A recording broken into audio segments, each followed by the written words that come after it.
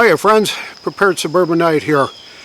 Today is the 10th of October 2022, and over the weekend I was thinking a bit about how many years I've been wandering around on this planet, and it's a little over 70 years.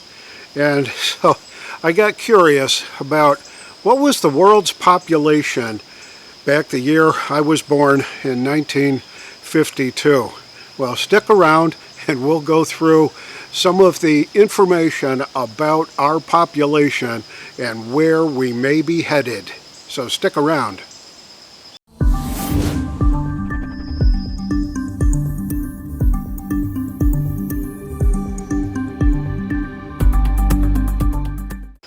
So in 1952, the year that I was born, the estimated population of the United States was 152.9 million people.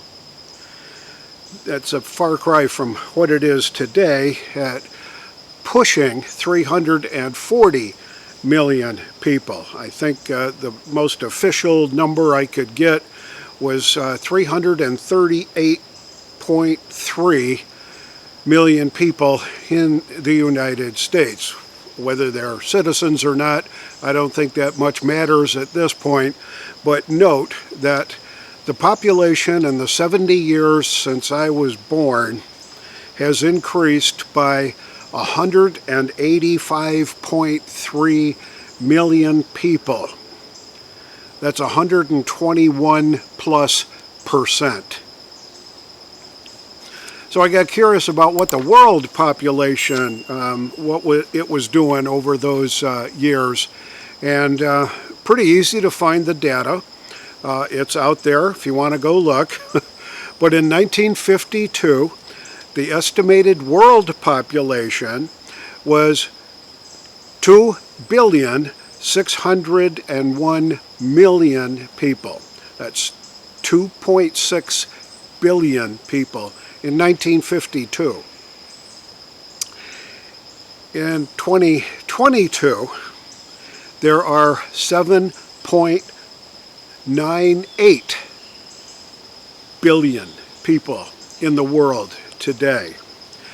That's a 5.3, almost 5.4 billion person increase in the world's population over the last 70 years. That equates to 203%. World population is expected to be pushing 11 billion people by 2100. Just a few short years from now. For those folks that are keeping track, I probably won't be around to see that day come. But pushing, they're saying 10.875 billion people worldwide by the turn of the century 2100. I can remember when I was in college, required reading included a book by Dr. Paul Ehrlich and his wife called The Population Bomb. And what he was postulating or theorizing about was the unsustainability of the agricultural production to keep up with the growing population. And he figured, he published this book in 1968, so it was pretty much hot off the presses when I was in college in 1970 and 71. So it was kind of like the talk of the day. The book has been highly criticized over the years because the predictions have been totally inaccurate. He basically said that there would be mass famine, mass starvation, and a dramatic cut in world population because people would be starving to death because food production, agricultural production was not able to keep up with the population growth. And he foresaw it happening within a decade or two from 1968. So maybe by 1988, 1990, somewhere around there, he expected that the world's population would adjust by a dramatic amount. Well, that never happened. He's been highly criticized because his postulations and his theory was just so outrageous and so outlandish at the time, and it panned out to be totally untrue, because we've got another few billion people in the world, and yeah, well, there are still starvations and famines and stuff like that. I don't believe it's because food production, agricultural production, is unable to keep up with the population growth. What I believe is happening in those areas that are experiencing famines and starvation and stuff like that is most of that kind of stuff is politically driven. Despots and tyrants in power that are restricting access to food and all the kinds of stuff that get into play there. Be that as it may, the reason that I wanted to talk about this today was we've still got quite a lot of room for growth here. My wife and I sat down this morning and looked at our prepping budget and looked at what we needed to fill in for our gaps for the future, and what our goals are going to be for us and our family to make sure that we're going to survive any of the hard times that I predict are coming and may be coming fairly shortly. So we set aside a few extra dollars to invest in preps, and a few extra dollars over the last couple of months or so to invest in a winter garden. Now, we generally skip winters, and we're in North Carolina, so our weather and climate here is sort of conducive to a winter garden. Yeah, we have a few days of freezing. Our last frost date is somewhere around the 10th of November, somewhere around in there. And we get a few frosts here and there. We may get a couple inches of snow here and there.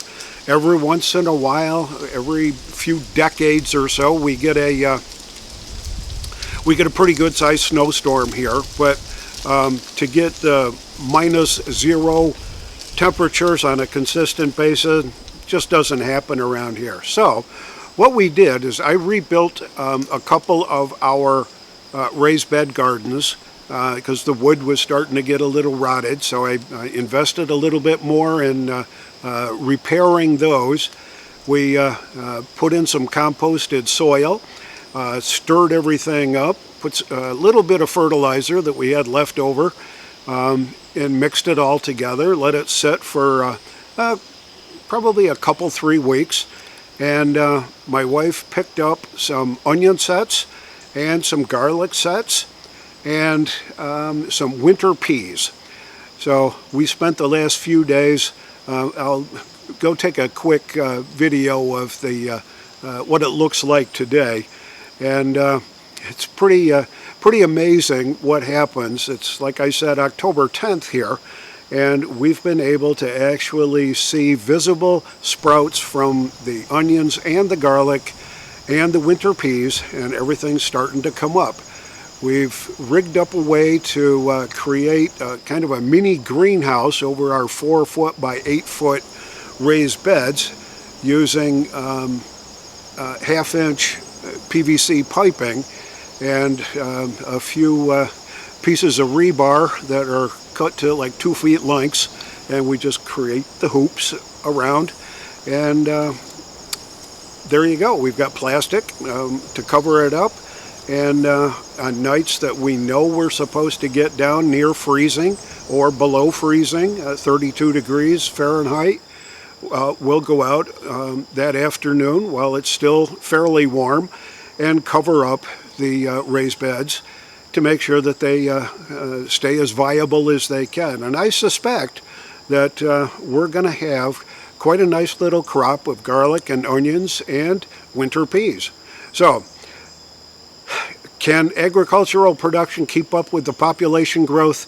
You bet it can. If everybody chips in, if everybody thinks about being self-sufficient, if you want to make sure that you and your family can get through it, learn how to garden. It's very, very fun. We enjoy it. It's a great hobby. It's a great pastime to get us through the doldrums of the summer while we're picking our fruit and canning the harvest that we get, the tomatoes and squash and everything else that we get out of there. It's just been a whole lot of fun, a lot of hard work, a little bit of an investment here and there in both time and money to make sure that you've got things pointed in the right direction for growth. But I believe that our population is quite secure as we move forward, at least as far as agricultural production goes as it stands right now. What the future holds doesn't look good. So, this is the Prepared Suburbanite reminding you to be prepared always, and I'll see you all on the next video. And one final thought. This morning, I guess officially yesterday at maybe 6 p.m. or so, the full hunter's moon came into view. I was able to capture some pretty interesting photographs of the moon last night using my big telephoto lens and all that, so I'll include that right here.